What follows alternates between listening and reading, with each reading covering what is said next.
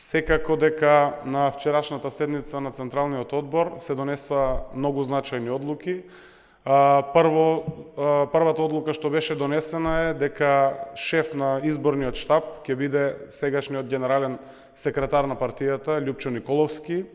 Секако дека разговаравме на состанокот и за актуелната политичка ситуација, каде што ги реафирмиравме нашите ставови како политичка партија. Знаеме дека голем дел од она што беше понуда на претходните парламентарни избори од страна на Социјалдемократскиот сојуз на Македонија е веќе реализирано. Особено ова се однесува на концептот на враќање на парите назад кај граѓаните.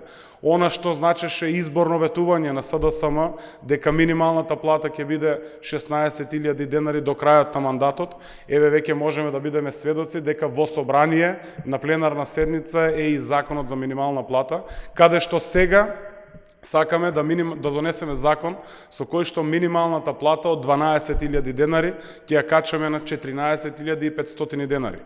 Апсолутно тука ја покренуваме и таа спирала на раст на платите, затоа и на истата таа седница која што денес треба да се одржи е и законот за субвенционирање на придонесите при зголемување на платата.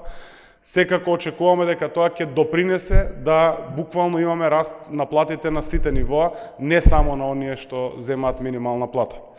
Разговаравме и за тоа дека навистина сме во голема предност пред ВМРО-ДПМНЕ. Фактот укажува дека само во летниот период, дури опозицијската партија ја немаше никаде, Социјалдемократскиот сојуз на Македонија одржа преку 600 малски и урбани средби, на кои што се среќававме со граѓаните, ги слушавме нивните барања, секако тие барања ќе бидат преточени и во наредната изборна програма.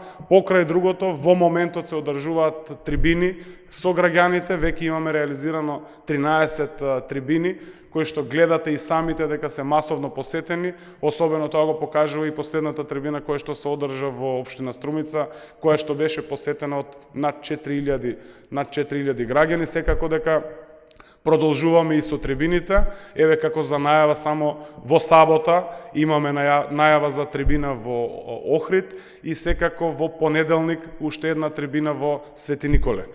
Ќе ја интензивираме мобилноста, ќе бидеме се почесто на терен помеѓу граѓаните.